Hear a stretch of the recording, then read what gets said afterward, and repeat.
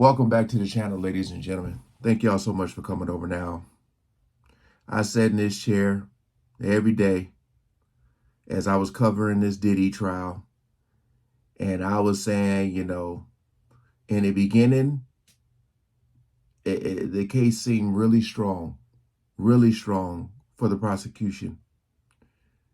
Towards the middle and towards the end, I said something ain't feeling right. It don't feel right. The jury start to get very sketchy. And here we are. Something in my gut was telling me that this was going to be the news. I said, I feel like he's going to be guilty of something. I just don't know what. And, they're saying it's the big stuff he was found not guilty of. I got this video here from Court TV. It says Sean Diddy Combs not guilty of ST. We all know what ST is. The traffic, the S traffic. We all know that. I'm just trying to see what he is guilty of. Like, how much time is that supposed to be behind bars, if any? And what's gonna be next? What's happening next? Pretty sure I'm gonna do some more videos on this, but as I had sat in this chair and said before, I had a gut feeling. There's so many people covering this. Shout out to all the people who was in that courthouse, and coming out to bring the news to us. But boy, I know a lot of people are probably shocked, disappointed. Yeah, we ain't gonna waste no more time. Let's jump right into it. Welcome back to Court TV Live. We continue our verdict coverage in the case of Sean Diddy Combs. I want to take you to New York City now live, where we find Court TV legal correspondent Kelly Craft. She was in one of the overflow rooms watching as that big verdict was announced. Kelly, tell us what you saw there, please. Well, good morning to you, Julie. Quite a scene here in Lower Manhattan, especially inside the federal courthouse. So we heard this morning that a verdict had been reached, which was much sooner than we had expected, because take you back to yesterday when a partial verdict had been reached. This morning, deliberations resumed at 9 a.m. So we all thought that maybe there's going to be a little bit of time before a verdict is reached, because it was on the most serious charges that they had not reached a verdict yet. This is the racketeering conspiracy. But within a few moments this morning of arriving, we heard that the jury had reached a verdict. So everyone rushed back inside, and we waited. And then the judge said, have the foreperson read the verdict, pass it over to the deputy, and then you'll go through it. And then that's when the not guilty charges started to come. So first off, they read count one. This is racketeering conspiracy, not guilty. There was an eruption of people just cheering and an eruption of people cheering. Of course, the people that are there to support him. This was, like I said, this was the big one. This was the big one because that was, he could possibly face life in prison. Now, let me just say this real quick.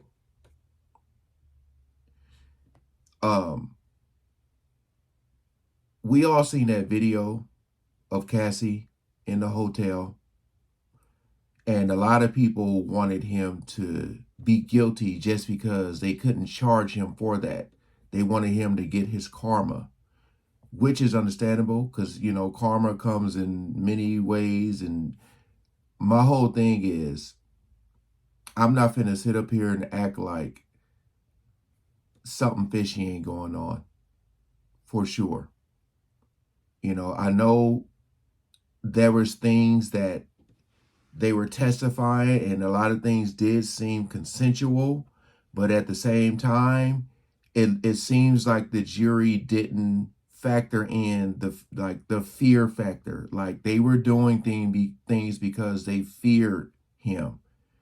It's like they couldn't look at that video and see what he's capable of with the domestic stuff, and they couldn't tie that together with the fear of the women, consenting to some things.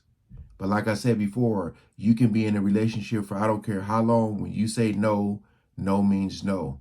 But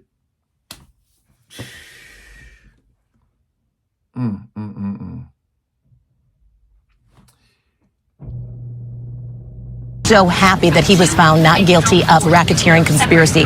Then they went to count 2, not guilty. Then they went to count 3. This is the transportation to engage. So he was found guilty of that. Count 4, not guilt trafficking. Count 5, the transportation institution, Julie.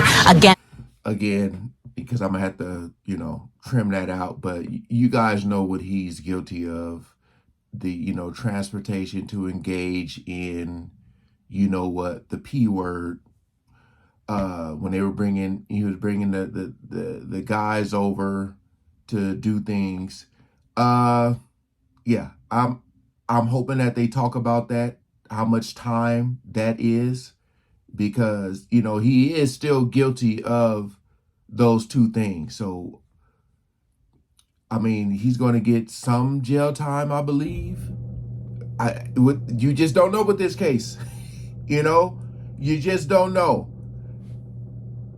Found guilty. So found guilty of 2 of those charges. This is transportation to engagement. Now, when this was taking place, Sean Diddy Combs started putting his hands like this and looking over at the jury and nodding his head to the jury as they were reading off the not guilty and guilty verdicts. And then he turned around and he was looking at his family, and there were tears going down a lot of their faces because they were so pleased that he was found not guilty of the most serious charges. Then Mark Agnifilo, his defense counsel, asked that Sean Diddy Combs be allowed to walk out of the federal courthouse today. And the judge said, I want to make sure I'm clear as to what you're asking, Mr. Agnifilo.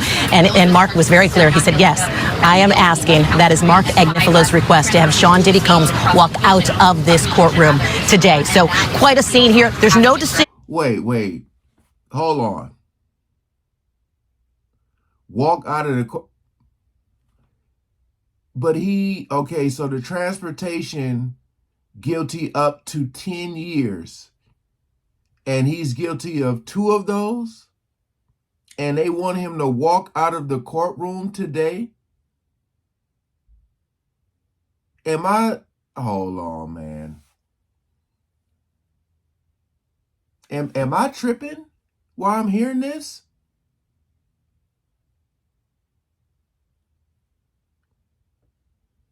Is that possible? Or are they saying like until he's sentenced? Yo. Yet on that from the judge, Julie. What the judge said is he wants both parties to go back and consult and come back with proposals. He wants each one of them to write a letter to him in regard to whether they think Sean Combs should actually be able to walk out of the courthouse today, pending sentencing. So everyone has to keep in mind this is federal court. So what happens in federal court is that federal prosecutors can consider relevant conduct. They don't have to look at what he was convicted of or even what he was charged with. They can consider relevant conduct. And so what the federal prosecutor Comey was saying is there was so much violence here. There were acts of violence. There was coercion. There was force. So, Judge, we're going to ask you to consider all of that relevant conduct when we ask for a sentence. And we're going to ask for a substantial time behind bars for Sean Diddy Combs. So he could face that maximum, Julia. He would face the maximum. So 20 years. So 10 years for each count.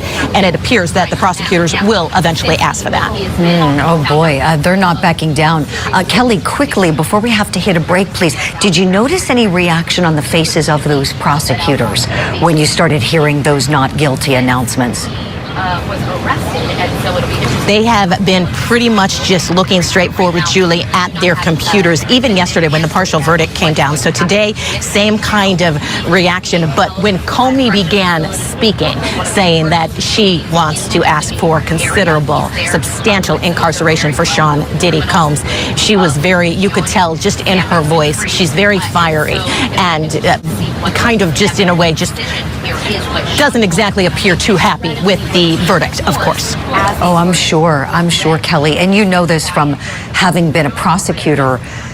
He can't be treated any more harshly or any less harshly than any other defendant found guilty of these crimes. So the prosecution is going to, probably try to get the maximum of the 10 years. Diddy's 55, 65. So let's just say, for instance, they give him 10 years for both counts. He'll be 75, but I doubt if he'll do a full 20 years.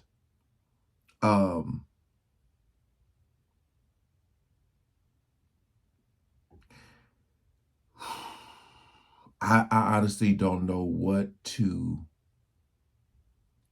think, because I need more news to come out. I need them, because the racketeering, that was the one that I was like not sure about, only because of all the videos that I was watching with the lawyers.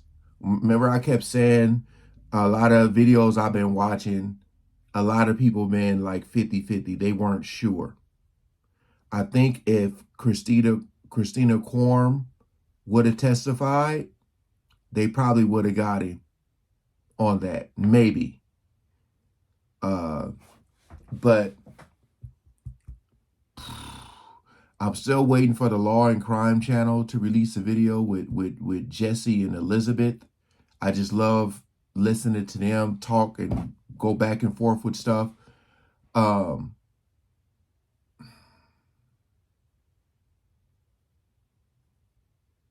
I'm going to say is that somehow, some way, he gets released from prison today. Boy. You guys got to remember, and I said this before, his bail was denied. So that money he was putting up for bail, he still got it. Some of it, he of course he had to pay to his lawyers, to his team. But if his family, because life is life. Life in prison is life in prison. But if they're crying and you hear cheers and stuff because he didn't get charged for the racketeering, but still got charged for the other two counts, which could both be 10 years.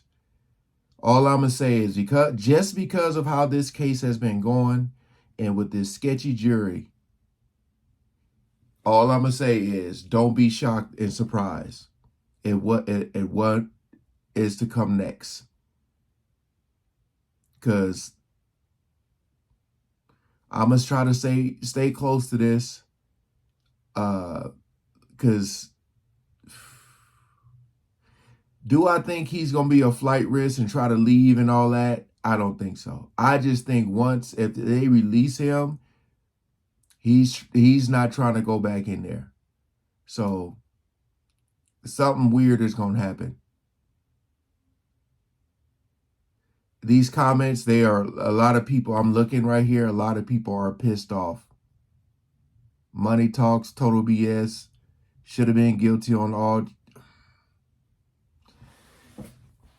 I sat in this chair every day and I said it. I said it. I just got a weird feeling about this. And plus, we also got to factor in, there's no court Friday because of the 4th of July. And I feel like a lot of them did not want to come back on Monday and still be, dealing with this case. All right, I'm going to get this video uploaded, and I'm going to stay tuned for more news to come out.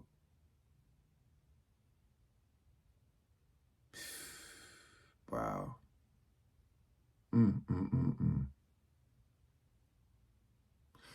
All right. Peace out.